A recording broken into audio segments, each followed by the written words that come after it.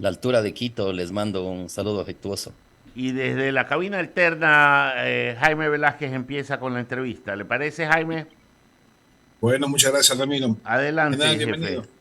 Muy amable. General, bienvenido. La verdad es que usted tiene bastante experiencia en el tema de seguridad y bastante experiencia en el tema de la militar. Entonces, queremos preguntarle cómo usted ve el tema específicamente de las acciones que está tomando el gobierno con respecto a la inseguridad que se vive en el Ecuador. Bien, muchas gracias, Jaime. Un saludo a todos los radioescuchas. Yo creo que el gobierno ha hecho esfuerzos, sin duda, no podemos negarlo eso, pero yo creo que hace falta conocer de una forma más amplia el plan integral de seguridad, porque es un plan que tenemos que los ecuatorianos, o sea, conocerlo y saber, por ejemplo, cómo se están manejando los recursos y las compras que se realiza para este tema. Por ejemplo, nosotros tenemos que hace unos días se anuncia que se ha comprado y me parece que ya han llegado acá los vehículos Cobra. Estos vehículos Cobra 2 son de muy buena manufactura.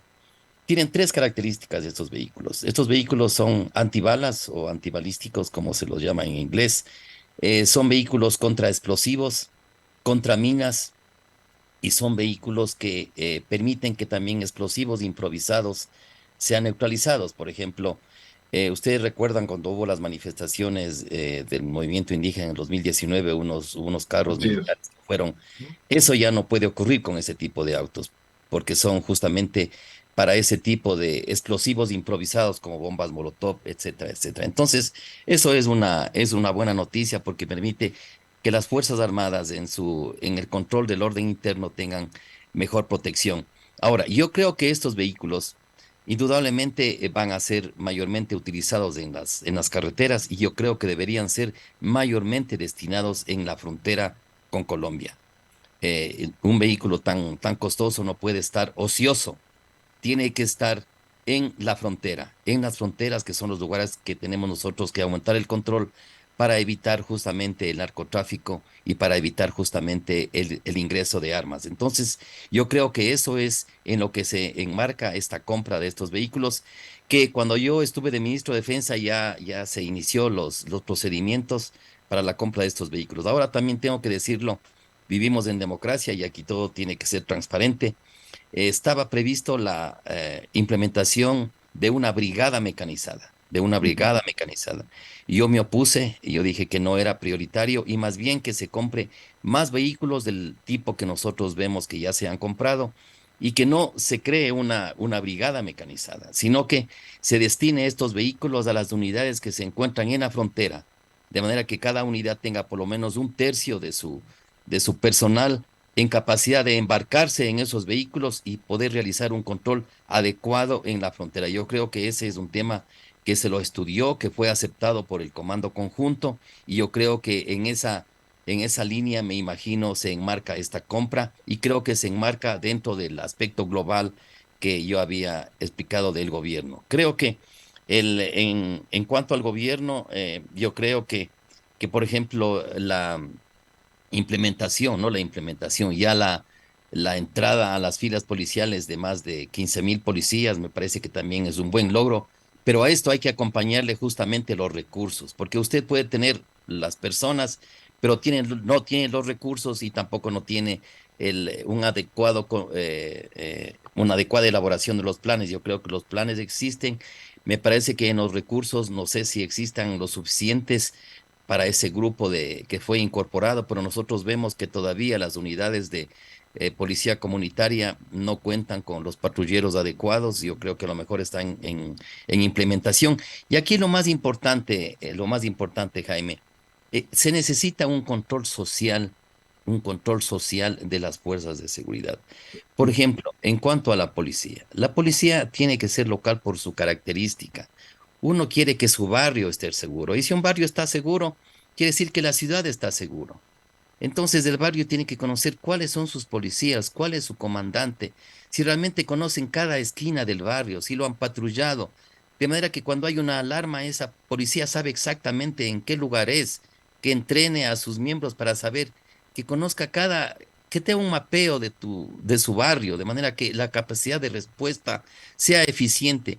Mucho, usted puede, estimados radioescuchas, estimados entrevistadores, estimado Jaime, usted puede tener una adecuada organización, puede tener el elemento adecuado, puede tener el material adecuado, puede tener la doctrina adecuada, pero si es que el liderazgo no es el adecuado, si no hay una determinación, entonces automáticamente todo se desvanece. Hay unas palabras famosas, me parece que es de Sun Tzu, y decía, más vale un ejército de ovejas comandado por un león que un ejército de leones comandado por una oveja. Entonces ahí tiene que ver justamente el liderazgo político, ¿no? La forma, Correcto. la determinación y el ejemplo para que todos estos instrumentos que se tiene la seguridad y todos estos elementos que conforman esta trilogía que es el elemento humano, el elemento material y el elemento conceptual, trabajen adecuadamente y se consigan objetivos. Nolan, ¿sabes qué? Me preocupa dos cosas. Una, efectivamente, el tema de gestión del gobierno en cuanto a adquirir todos los insumos que por seguridad se necesitan y es un área estratégica para el Estado. Yo no sé por qué se aplica la ley de contratación pública como si fuese la única panacea y la única transparencia para hacer contratos, sobre todo en temas de seguridad, que es tan, o sea, es algo estratégico, algo que se necesitan las armas, se necesitan los blindados. Entonces, no entiendo esa parte y quisiera que por favor usted nos explique, porque si algo se reclama al gobierno es la falta de gestión en su momento y no podemos esperar 50 años para que efectivamente se compren las cosas. Se necesitan hacerlas ya y de inmediato para poder darle a los 15.000 policías, a las Fuerzas Armadas, el material que se necesita. ¿Por qué no se utiliza una emergencia, si fuese el caso, o utilizar justamente la ley de contratación pública, pero exenta, como dice claramente, en áreas estratégicas? Es decir, en seguridad no se debería hacer lo que se está haciendo. O sea, es demasiado burocrático, largo, y llegan las cosas cuando ya han sucedido todos los desastres. Exactamente, o sea, nosotros estamos tratando el tema de seguridad desde hace algún tiempo.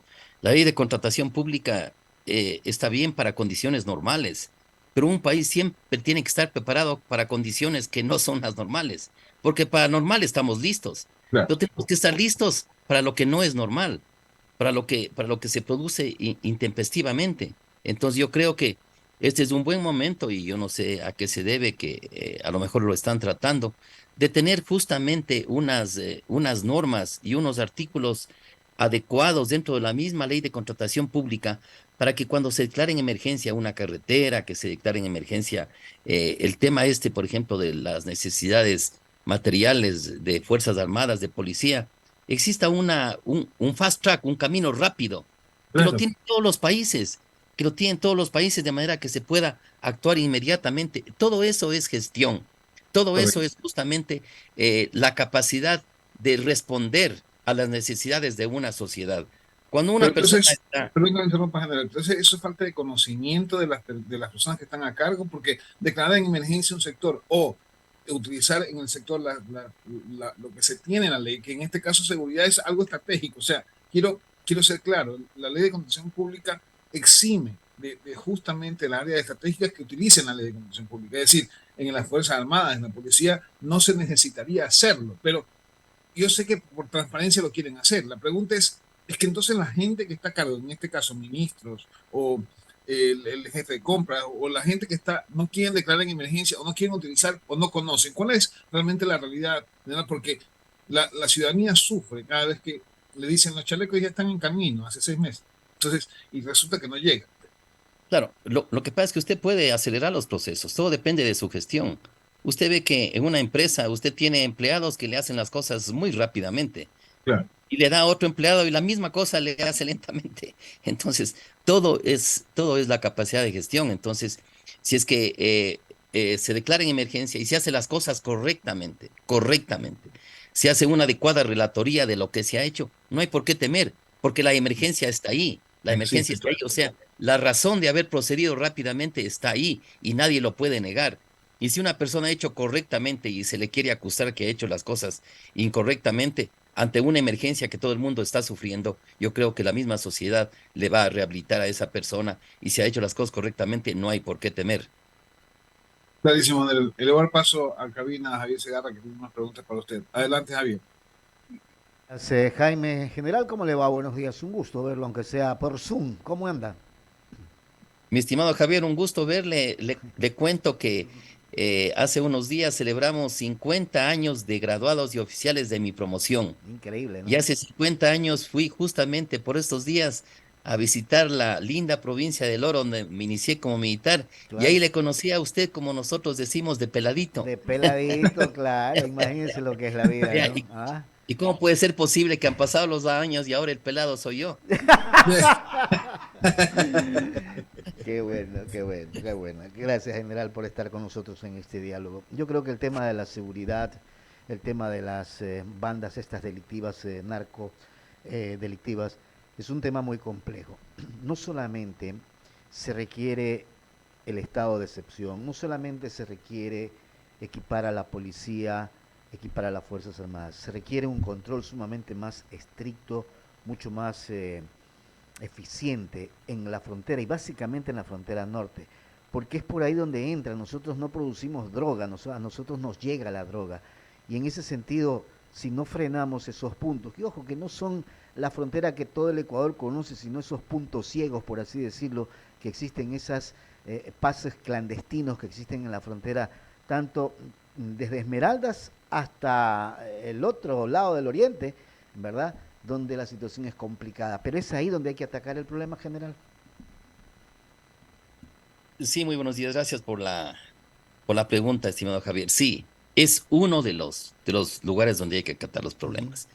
Usted sabe que lograr el blindamiento total de, como se dice, la frontera no es una tarea fácil. Usted ve Claro, cómo Estados Unidos, con toda su tecnología, le entra toda la droga que sale de todo el mundo, le entra a los Estados Unidos, ¿no es cierto?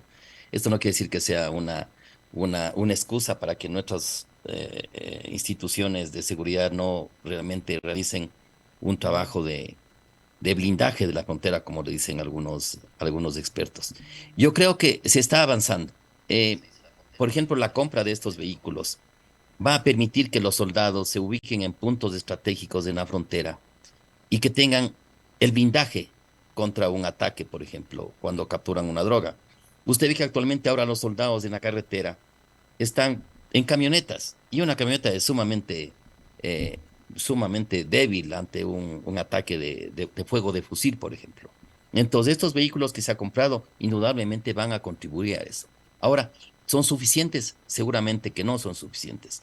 Entonces, yo creo que si se aumenta el control, se aumenta la cantidad de protección antibala para los soldados con este tipo de vehículos, se va a poder encontrar mejores resultados en la frontera. A esto, lógicamente, hay que aumentar la gestión diplomática. No sé hasta qué punto va avanzando una gestión diplomática. Yo creo que no tengo por qué decir que no se sigue continuando con esa política que ha sido más o menos ya permanente en los gobiernos de una buena relación con Colombia, especialmente en los temas de seguridad. Hay que considerar que Colombia, por ejemplo, ha aumentado el cultivo de coca. Hay más hectáreas de cocaína de coca en la frontera con el Ecuador. Con un agravante, Estados Unidos ya dejó de realizar el monitoreo de las hectáreas de coca en Colombia, como decir, bueno, me rindo más o menos, ¿no? Entonces, ahora nosotros sabemos cuántas hectáreas hay o cuántas hay menos de coca por lo que hace la ONU, no por lo que hace Estados Unidos. Entonces, eso de alguna manera agrava el problema, pero yo creo que si es que se logra una buena relación con Colombia, una buena relación con las Fuerzas Armadas de Colombia, se puede realmente mejorar el control de la frontera, ahora obviamente optimizado por la compra de estos vehículos. Ahora, en este tema también es importante, estimado Javier, yo creo que el tema de la seguridad es el tema que más preocupa a los ecuatorianos.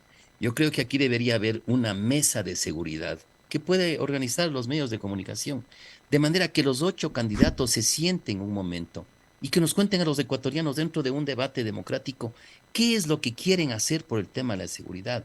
Porque veo que en el tema de la seguridad las cosas son muy opuestas, lo que dice el uno de lo que dice el otro, y tal vez está en el marco natural de una campaña electoral, pero una mesa de seguridad que les permita que todos se sienten y que nosotros veamos realmente cuál es el plan que presenta cada candidato y tal vez entre ellos logren en este tema una comunión, de manera que exista una sola estrategia que permita enfrentar este mal que hace tanto daño a los ecuatorianos y que realmente está influyendo en todos los aspectos, social, económico y político.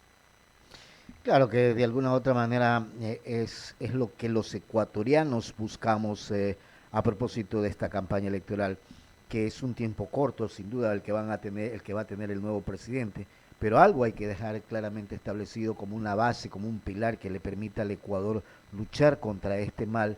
Pero también mucha gente comienza a tener ese criterio de la contaminación en la que están instituciones como la policía y las propias Fuerzas Armadas, y no recordemos lo que ocurrió con la droga que se encontró en la base de Manta. Pues. Sí, mire, hay que ser muy estricto, Ujú. hay que ser muy estricto en esto y las Fuerzas Armadas y la policía, que son los instrumentos que combaten, tienen que tener un cercano control social y la política tiene que darles ejemplo en los valores y de esa manera exigirles que las Fuerzas Armadas practiquen esto. Por ejemplo, como usted dice, Javier, en Manta en el gobierno anterior, se encontró un camión con droga que estaba resguardado en la base aérea. ¿Cómo puede ser posible? Cuando yo fui ministro, tengo que decirlo, pasó el tema del radar. Yo ordené que investigue una comisión independiente, justamente para evitar el espíritu de cuerpo que a veces puede Ujú. ser llevado por el lado que no es el correcto. Justamente para evitar eso, ordené con acuerdo ministerial que se integre en una comisión independiente.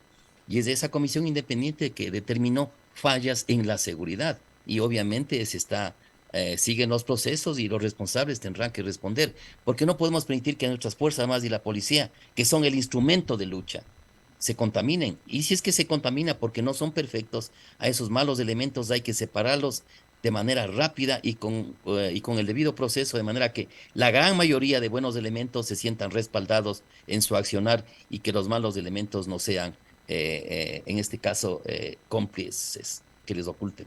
El Estado ecuatoriano perdió terreno general frente a la Yo, delincuencia. yo creo que sí, yo creo que el Estado ecuatoriano se descuidó, pero yo creo que el Estado ecuatoriano está haciendo los esfuerzos porque el Estado es permanente, la delincuencia no va a estar todo el tiempo, tenemos que vencer en esta batalla, tenemos que vencer, es por eso que tenemos que unirnos, el liderazgo político, cualquiera que sea, tiene que convocar a todos los ecuatorianos, todos podemos contribuir, y si a todos nos afecta, todos tenemos que sentirnos que tenemos que colaborar y no usar la política en estos temas, la mala política me refiero, no la política de destrucción, no la política de revancha, sino la política del diálogo, porque es un problema que nos afecta a todos los ecuatorianos, niños, jóvenes, ancianos y todos los que están en este lindo Ecuador. El general Luis Hernández, ex ministro de Defensa. Bolívar San Martín continúa con la entrevista general. ¿Eh? Gracias, mi querido Javier.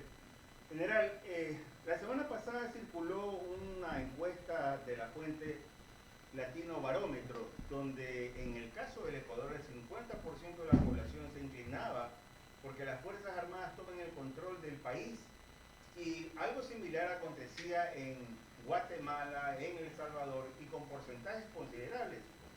Y yo creo que este problema en el Ecuador sí lo estamos viviendo desafortunadamente, porque antes éramos espectadores y nunca pensamos la mayoría de los ecuatorianos en vernos enredados en medio de la violencia y a qué escala, a qué nivel. Pero particularmente pienso, general, que hay que tomar medidas de este calibre. Me refiero a que vengan organizaciones, instituciones que tienen el armamento pesado, porque esto se convirtió ya en una zona de guerra. Ya grandes males, grandes remedios. Con toda consideración, pienso que tienen que ser expertos en seguridad, y en este caso instituciones como nuestras Fuerzas Armadas, y no lo digo yo, si hay un 50% de ecuatorianos que se inclinan porque las Fuerzas Armadas tomen el control porque estamos indefensos, pues yo estoy de acuerdo. No sé cuál sea su criterio, general. Sí, no sabía que se llamaba Bolívar, Enrique. O sea, que usted es Enrique Bolívar. Yo soy Bolívar Enrique, general. Bolívar Ya, Enrique San Martín. Pero me dicen, entonces mis amigos me dicen Bolo. entonces yo soy Luis Bolívar, entonces hemos sido Ah, caramba, tocayos, somos ¿no? tocayos, pues entonces, general. Qué Bien, yo creo que esas encuestas responden a un estado de desesperación pero nosotros tenemos que responder dentro del sistema que nosotros estamos, dentro del sistema democrático. Las dictaduras son cosas del pasado, y una dictadura no va a solucionar un problema tan serio del Ecuador. Entiendo, es una desesperación, pero no va a solucionar. Inclusive puede hacer las cosas peores, porque no tiene el mandato legítimo de una sociedad. Lo que nosotros tenemos que hacer es que nuestra democracia tenga las herramientas y los líderes adecuados para que utilice las herramientas que existen en democracia. Una democracia va a la guerra cuando un país esté en peligro. No necesita tener una dictadura para ir a la guerra, pero es la democracia la que tiene que funcionar y sus líderes tienen que funcionar adecuadamente. Usted mire, por ejemplo, en Colombia. Colombia se pacificó con el presidente Uribe. No se necesitó una, una dictadura militar. Allá la gente no pedía una dictadura militar, pedía que sus instituciones funcionen. Y usted vio que el presidente Uribe llegó con un gran liderazgo, y exigió a todos los instrumentos que son encargados de la paz, de la seguridad, a que funcionen. Porque usted puede tener instituciones con todos los recursos, pero no le funcionan por falta de un adecuado liderazgo en lo operacional, en lo táctico, en lo político. Entonces todo eso es parte de lo que necesita el Ecuador dentro de la democracia. Nosotros tenemos que robustecer nuestra democracia, ver qué es lo que tenemos que mejorar en nuestra democracia, ver si el sistema en que nosotros estamos eligiendo es el mejor.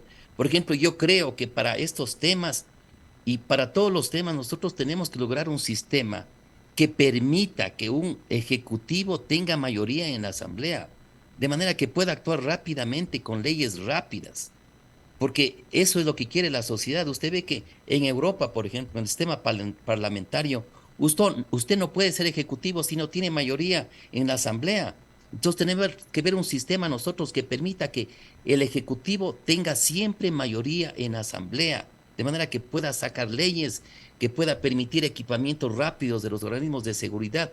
Por ahí están los temas que nosotros tenemos que resolver, y eso se puede conseguir. Por ejemplo, se ha hablado que debe de haber la segunda vuelta, en la segunda vuelta elegir los parlamentarios para que la gente elija entre dos tendencias que ya quedaron finalistas.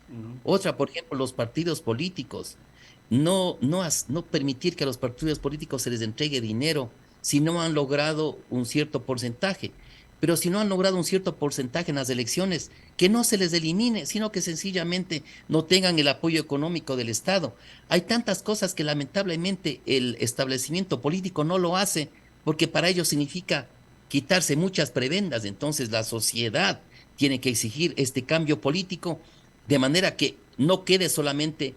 Yo creo que en Ecuador hemos llegado al tema de que la política es tan importante que no hay que dejar solamente en manos de los políticos, sino que los ciudadanos tenemos que activarnos, tenemos que comunicarnos mejor y exigir los cambios que queremos como sociedad. Correcto, de acuerdo, y concuerdo con usted, general. Efectivamente, y hago un mea culpa también. No nos organizamos, no estamos aún organizados y no sabemos tampoco, general, reclamar, porque finalmente quienes llegan al poder fueron elegidos por nosotros y obviamente ellos se deben a nosotros los mandantes. Concuerdo con ello, general, y para rematar simplemente una reflexión suya, yo le voy a hacer la siguiente consideración.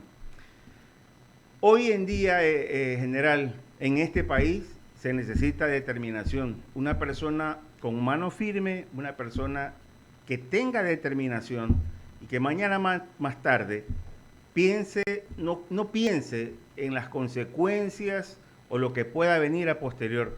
Porque ya dije hace un instante, y ustedes como expertos militares también lo han señalado, esto es una zona de guerra, esto es una zona de combate, pero si no se lo frena, cuidado, perdemos la patria. ¿Cuál es la reflexión del general Luis Hernández? Usted ha utilizado una virtud muy importante, la determinación. Estamos en un momento difícil en el Ecuador. Entonces ahora justamente tenemos que demostrar de qué estamos hechos los ecuatorianos. Si estamos en condiciones de sacar adelante a nuestro país, de salvarle de este momento difícil, o si no estamos en esas condiciones. Yo creo que hay suficiente liderazgo en el Ecuador, suficientes líderes políticos, militares, empresariales, que tienen la entereza de, con determinación, ayudar a que salgamos de este pozo en el que nos encontramos. Determinación, y lo que es muy importante, tener desprendimiento, porque ha llegado el momento en que el liderazgo va a significar una determinación que puede tener consecuencias, inclusive en la vida.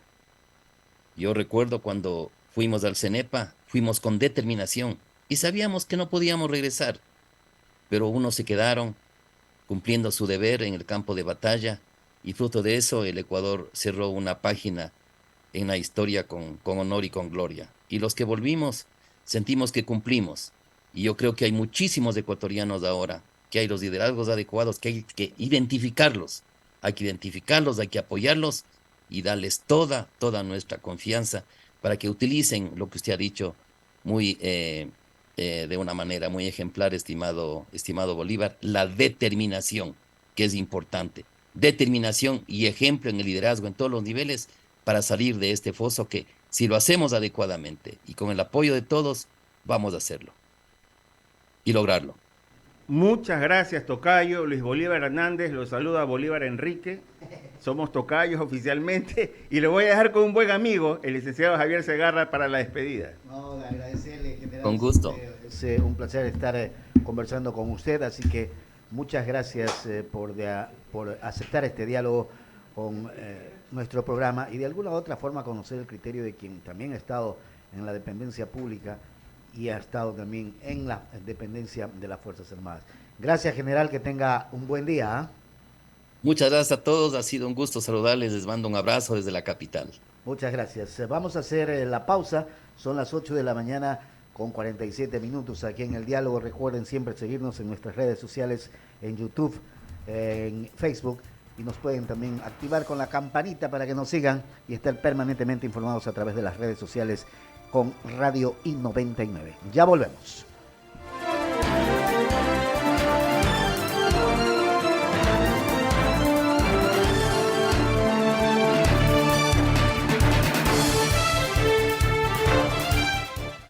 Hacemos un corte y enseguida regresamos.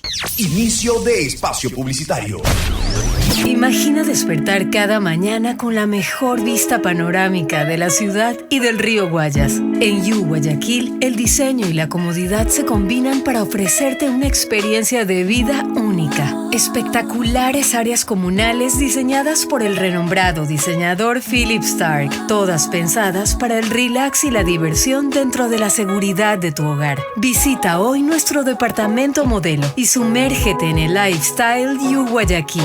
El arte de vivir alcanza una nueva altura. Un proyecto Uribe Schwarzkopf.